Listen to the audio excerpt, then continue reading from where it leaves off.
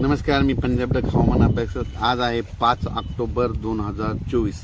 आजपासून शेतकऱ्यासाठी अंदाज येत आहे, कारण की सर्व शेतकऱ्याचं विदर्भ असो, पश्चिम विदर्भ असो, पूर्व विदर्भ असो, मराठवाडा असो, सर्व शेतकऱ्याचं सोयाबीन काढण्यात आलं. त्याच्यामुळे खास सर्व शेतकऱ्याला सांगू इच्छितो की राज्यामध्ये आज 5 ऑक्टोबर पासून राज्यामध्ये म्हणजे सगळीकडे काही पाऊस पडणार नाही म्हणून हा अंदाज लक्षात येतो.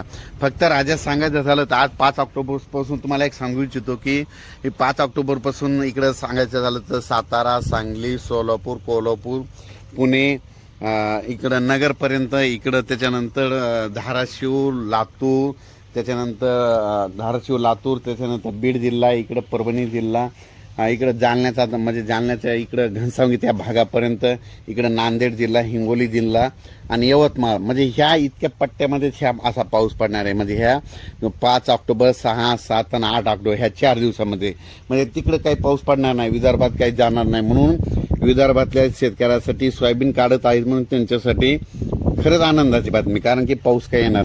आणि राज्यात सांगायचं तर आता उत्तर महाराष्ट्राकडे वळू. उत्तर महाराष्ट्रातल्या शेतकऱ्याचं काय झालं की आता त्यांचं कांदाचं रोप टाकायचं, तर त्यांना एक आनंदाची बातमी, तुम्ही आता हे कांद्याचं रोप टाकायला काही हरकत नाही, कारण की आता म्हणजे तुमच्याकडे एवढा काही मोठा पाऊस पडणार नाही, म्हणून तुम्ही तुमचं विचार करून तुम्ही तुमचं रोप टाकू शकतात. म्हणजे कारण की तुम्हाला सांगतो की तिकडे हे पावसाचा एवढा काही जोरात येणार नाही.